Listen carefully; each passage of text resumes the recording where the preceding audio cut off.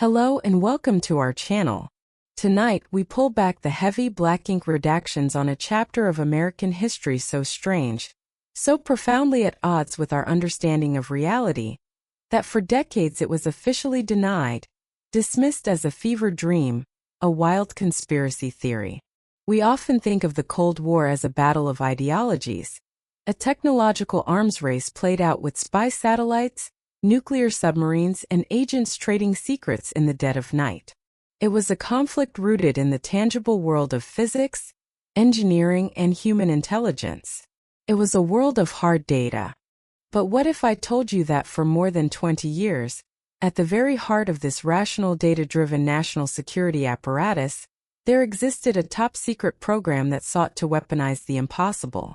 What if I told you the CIA, the Defense Intelligence Agency, and the U.S. Army invested millions of dollars and the careers of decorated officers into a project built not on technology, but on the untapped esoteric power of the human mind? They weren't building a better spy plane. They were trying to train the human soul to fly. They weren't developing a more sensitive microphone. They were trying to teach people to hear thoughts from across continents. This is the story of America's psychic spies.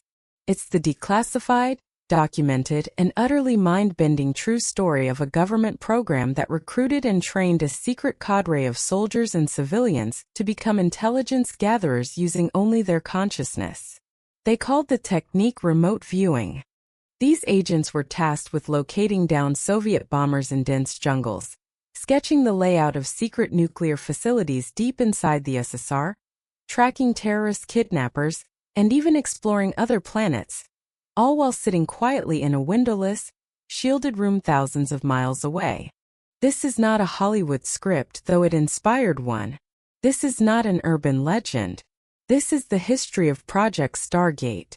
It's a story born from paranoia, fueled by desperation, and shrouded in the deepest secrecy. It is a journey into the twilight zone where national security meets the supernatural, where the rigid world of military intelligence collided head-on with the mysteries of human consciousness. It is a story that forces us to ask uncomfortable questions.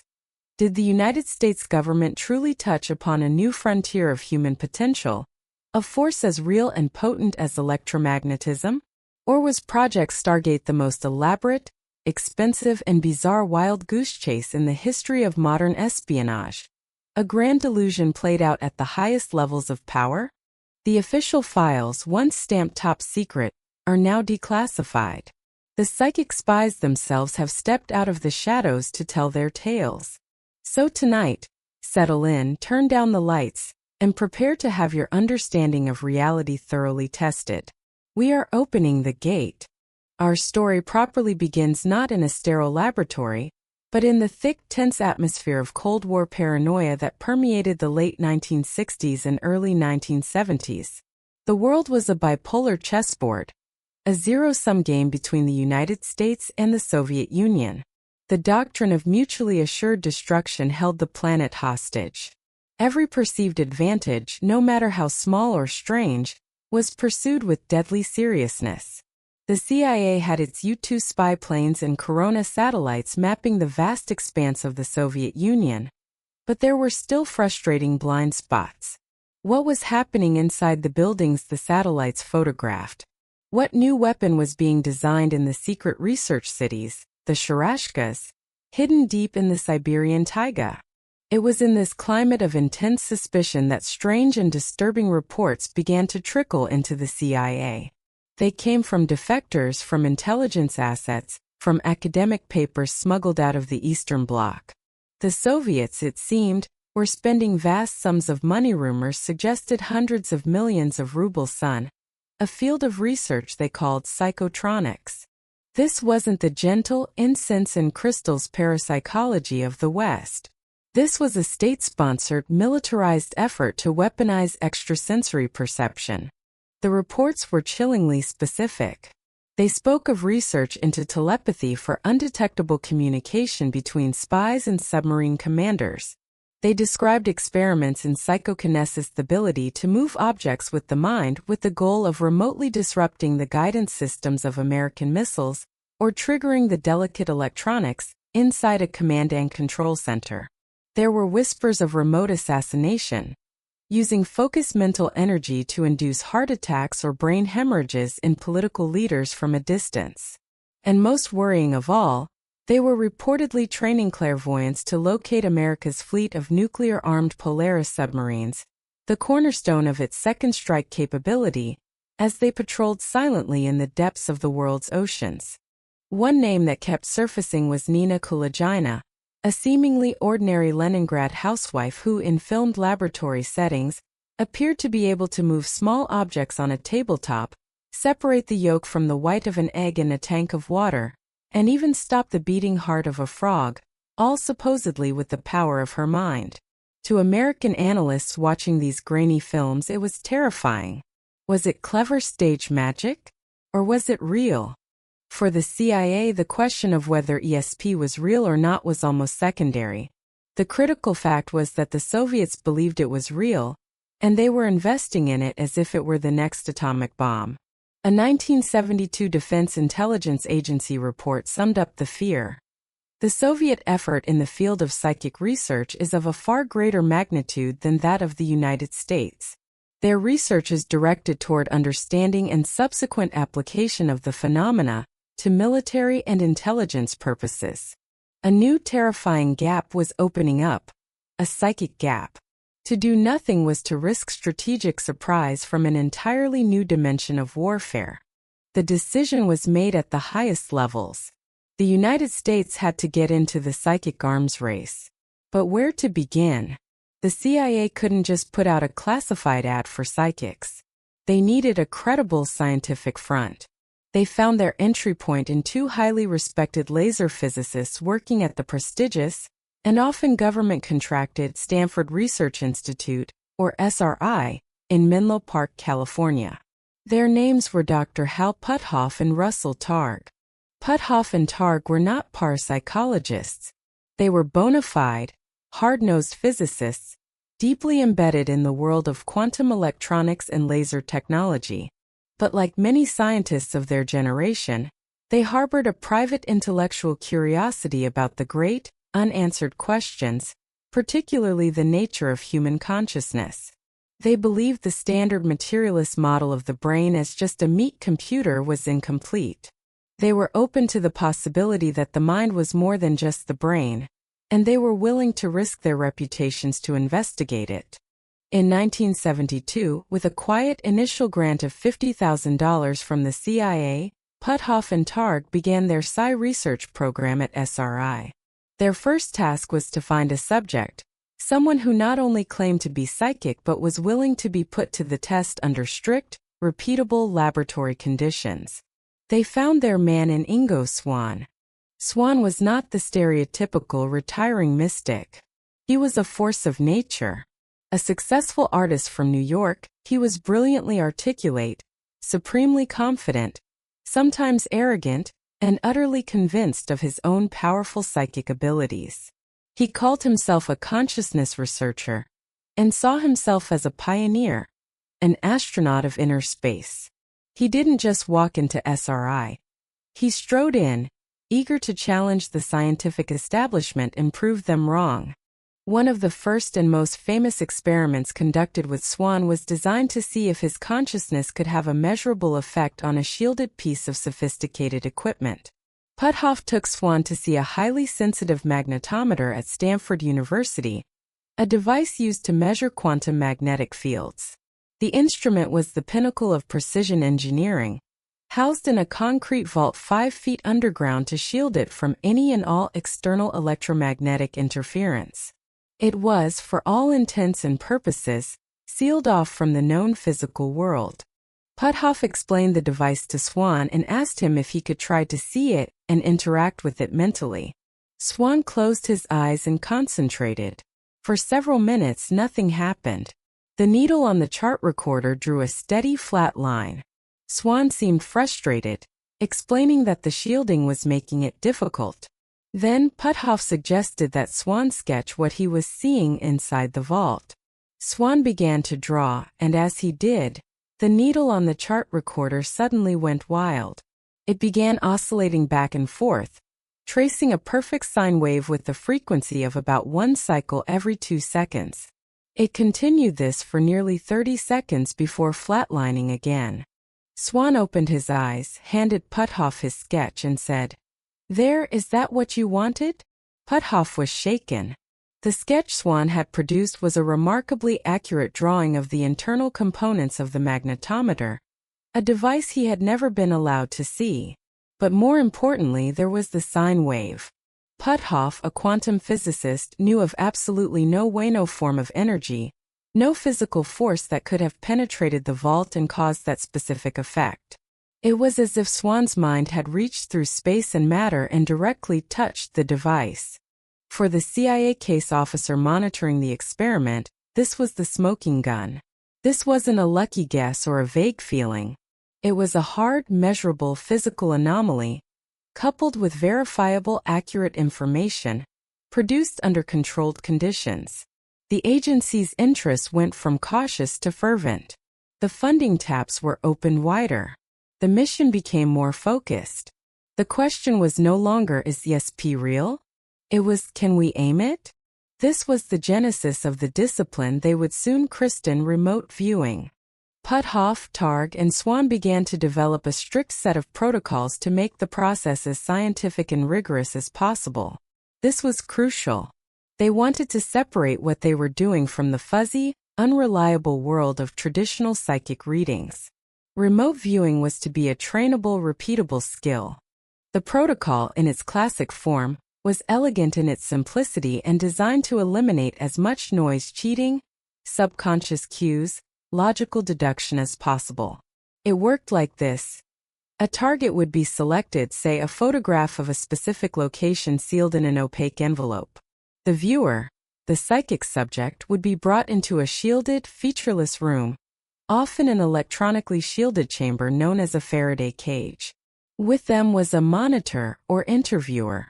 Crucially, both the viewer and the monitor were kept double-blind. Neither of them knew what the target was.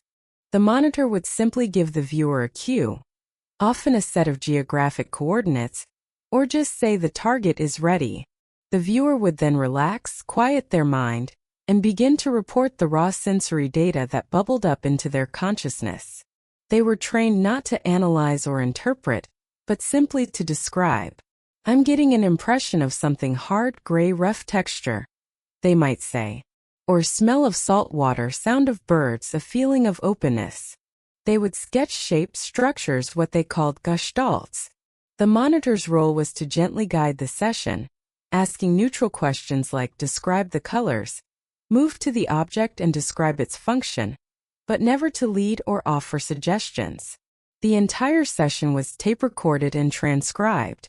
The raw data, the transcript, and the sketches would then be handed over to an independent panel of judges who would compare it against a pool of possible targets and see if they could make a match. It was with these new protocols that Ingo Swann performed one of the most legendary and controversial feats in the history of the program: the remote viewing of the planet Jupiter. In April 1973, nearly 9 months before NASA's Pioneer 10 probe was scheduled to make its historic flyby of the gas giant, Puthoff and Targ asked Swan if he could try to view it. Swan agreed. Over the course of a session, he reported a series of impressions that seemed at the time scientifically preposterous. He described Jupiter as having a faint, thin ring system, similar to Saturn's but much smaller. At the time, the scientific consensus was that only Saturn had rings. Swan also described massive crystal-like formations in the atmosphere, raging storms, and a liquid surface. His claims were filed away. 9 months later, in December 1973, Pioneer 10 flew past Jupiter.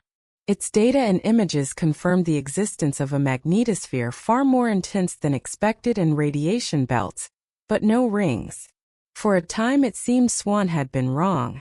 But then, 6 years later, in 1979, the Voyager 1 probe flew by Jupiter with more advanced imaging technology.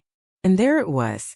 Voyager sent back the first ever photographic proof that Jupiter did, in fact, have a thin, faint ring system, just as Swan had described 6 years prior. Believers hailed this as irrefutable proof of remote viewing's power. Skeptics argued it was a lucky guess, a shot in the dark that happened to hit a target. But for the intelligence community, it was another piece of evidence that something extraordinary was happening at SRI. Soon, another star viewer emerged, a man who became the workhorse of the early operational missions. Pat Price. Price was the polar opposite of the flamboyant Swan. He was a gruff, no-nonsense retired police commissioner from Burbank, a man who dealt in facts and evidence. He had no grand theories about consciousness. He just believed he had a knack for seeing things other people couldn't. And his results were stunning. One of the first major operational tests for Price came from the CIA itself. They were mystified by a new, highly secretive Soviet facility under construction near Semipalatinsk, a site known to be a center for nuclear research. Satellite photos showed huge buildings, but their function was a complete mystery. The agency gave the geographic coordinates of the site to Puthoff and Targ, telling them only that it was a target of interest.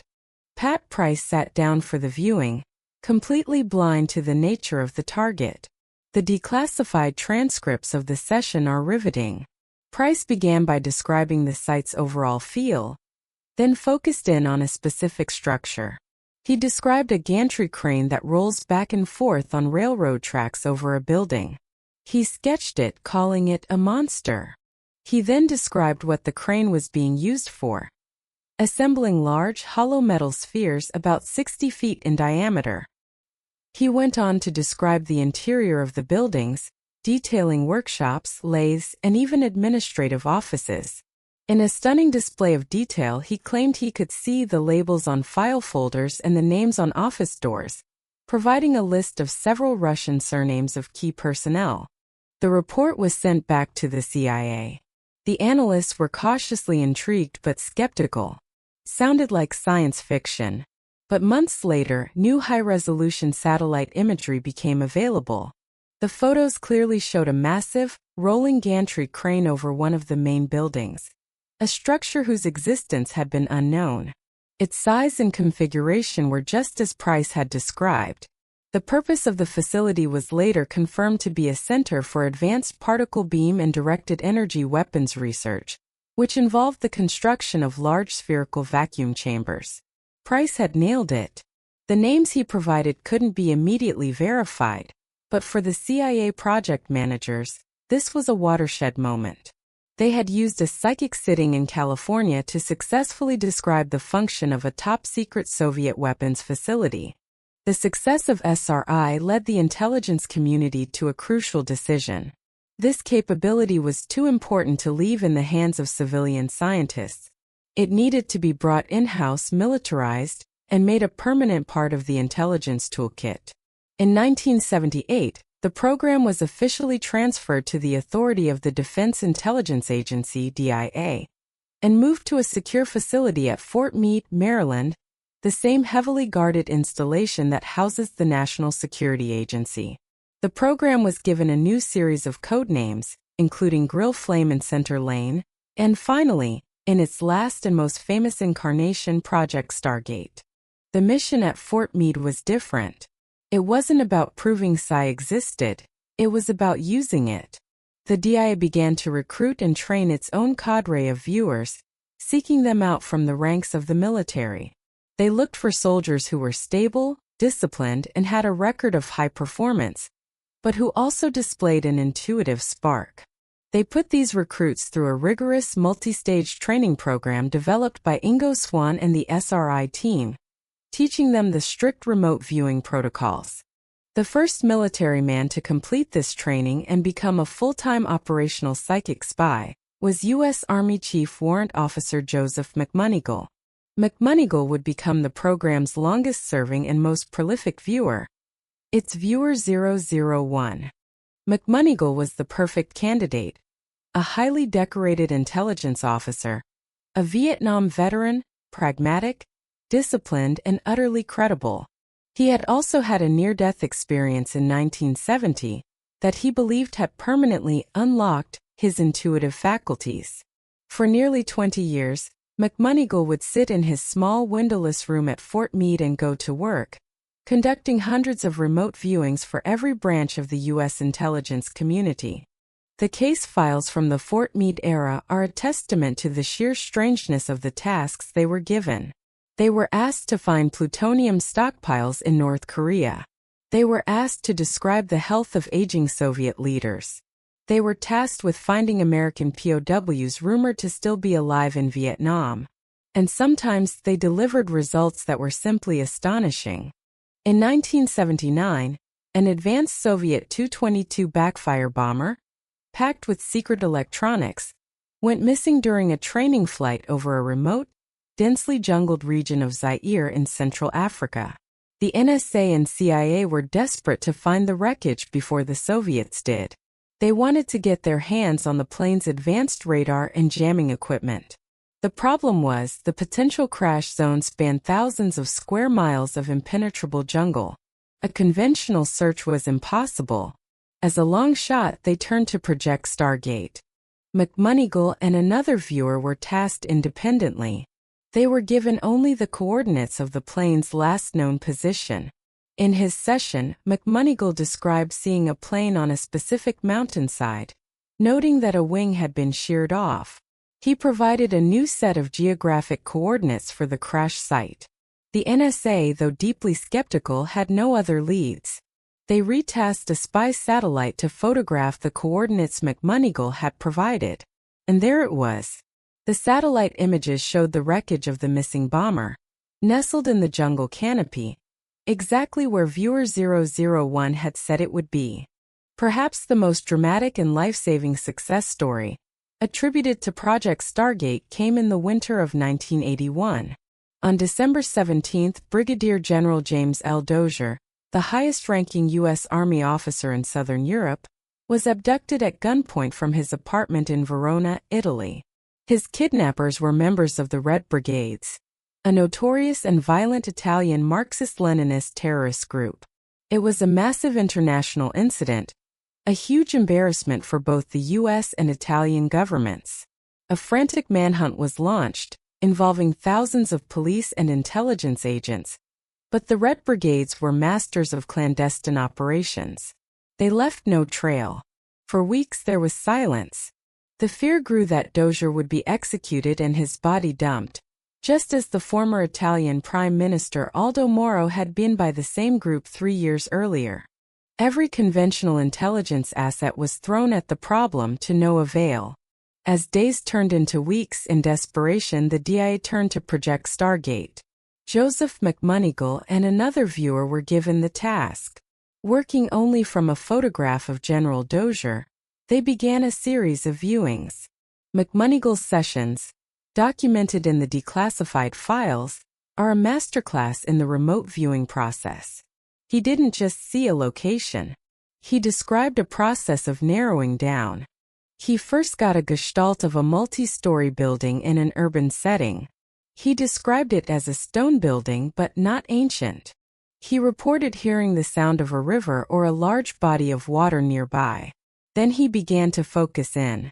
He saw a store on the ground floor of the building, describing it as perhaps a hardware or plumbing supplies store. He described Dozier being held in a room directly above this store, a room with a distinctive tiled floor and a small stove used for heat. Finally, after several sessions, he identified the city. Padua, a bustling university town about 50 miles west of Venice. Padua had not been a primary focus of the investigation. This intelligence, specific and actionable, was passed to the U.S. command in Europe and then to the Italian authorities. They were skeptical but had nothing else to go on. They combined McMonigle's strange data with their own street-level intelligence and began to quietly focus their search on Padua. On January 28, 1982, after 42 days of captivity, an elite Italian anti-terrorist squad, acting on a tip that had been cross-referenced with the Stargate data, raided an apartment on the second floor of a building in the heart of Padua. They stormed the apartment and found General Dozier, alive and unharmed, chained to a cot inside a small tent that had been set up within a room to muffle sound. The raid was a stunning success. Dozier was rescued, the terrorist cell was broken, and it was a major victory in the War on Terror. In the aftermath, many high-level officials, including General Don Morelli, the U.S. Army's Deputy Chief of Staff for Intelligence at the time, credited the remote viewers with providing the crucial, pinpoint intelligence that broke the case open and led them to Padua. Despite these stunning apparent successes, Project Stargate was never on solid ground. For every incredible hit, there were undeniable misses. The viewers were tasked with locating Libyan leader Muammar Gaddafi during the 1986 bombing raids and failed to find him. They were asked to describe the location of plutonium in North Korea and came up empty. Their attempts to predict future events were notoriously unreliable. The data itself was the biggest problem. It was often impressionistic, symbolic, and frustratingly vague. It was a soft intelligence source in a hard, unforgiving world. A commander wants to know how many tanks are at these coordinates, and the viewer might come back with a feeling of heaviness, the color gray, a smell of oil. This kind of data was difficult for traditional military analysts to integrate into their reports. Was it a real tank, a toy tank, or just the viewer's subconscious projecting an image? Furthermore, the program was a political and bureaucratic nightmare. It was a spook program in every sense of the word, and it made many high-ranking by-the-book officers deeply uncomfortable. It was constantly fighting for its budget, constantly battling skepticism. The program was shuffled from agency to agency, from the CIA to the DIA, to the Army Intelligence and Security Command INSCOM, and finally back to the CIA, never finding a truly secure home or a powerful patron. Its intense secrecy was a double-edged sword. It protected the program from public ridicule, but it also left it isolated and vulnerable to its internal enemies. The end came, as it did for so many Cold War projects, with the fall of the Berlin Wall. With the Soviet Union dissolved, the existential threat that had justified such a bizarre and expensive program was gone.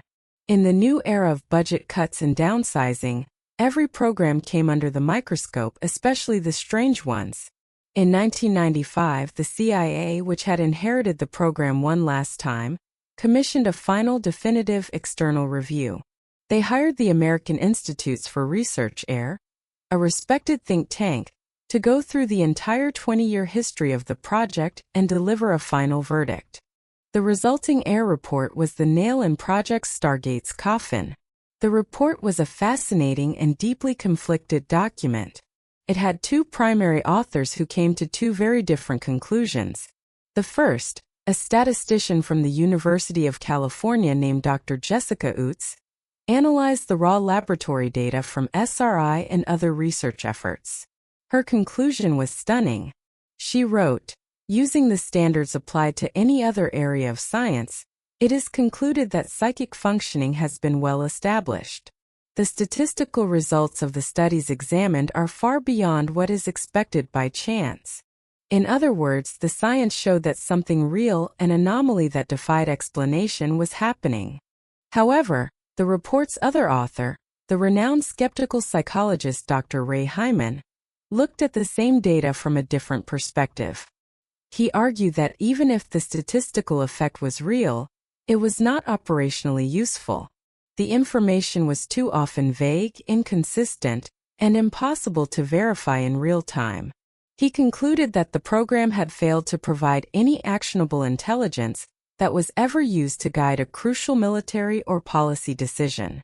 His final, damning sentence became the program's official epitaph: "There is no documented evidence that it has had any value to any intelligence operation."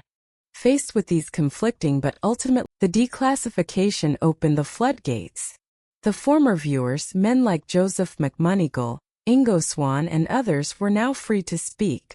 They wrote books, gave interviews, and started private companies to teach their remote viewing techniques to the public. The story entered popular culture, most famously as the inspiration for the 2009 film, The Men Who Stare at Goats. This leaves us with the profound and deeply unsettling legacy of Project Stargate. What are we to make of it all? Was it, as the CIA concluded, A 20-year failure of no operational value? Or was that a convenient bureaucratic conclusion, designed to shut down a program that had become too strange, too controversial, and politically embarrassing? The skeptics argue that the entire project was a monument to Cold War paranoia and human self-delusion. They contend that the so-called hits were a combination of vague statements retrofitted to match the facts after they were known, lucky guesses, and possible sensory leakage in the early, less rigorous experiments. They see it as a $20 million boondoggle that siphoned resources away from legitimate intelligence work. But the proponents, including the viewers themselves and credible scientists like Hal Puthoff and Jessica Utz, argue that the declassified files proved the opposite. They point to the overwhelming statistical evidence for the phenomenon and the specific, detailed, and corroborated successes like the Dozier rescue, the Soviet bomber, and the Semipalatinsk facility. They argue that the program wasn't a failure of psychic ability, but a failure of imagination on the part of the intelligence bureaucracy. The military, they contend, was handed a subtle, powerful, and entirely new kind of tool, and they simply didn't know how to use it. They tried to use a paintbrush as a hammer. The story of Project Stargate is a story with no easy answers.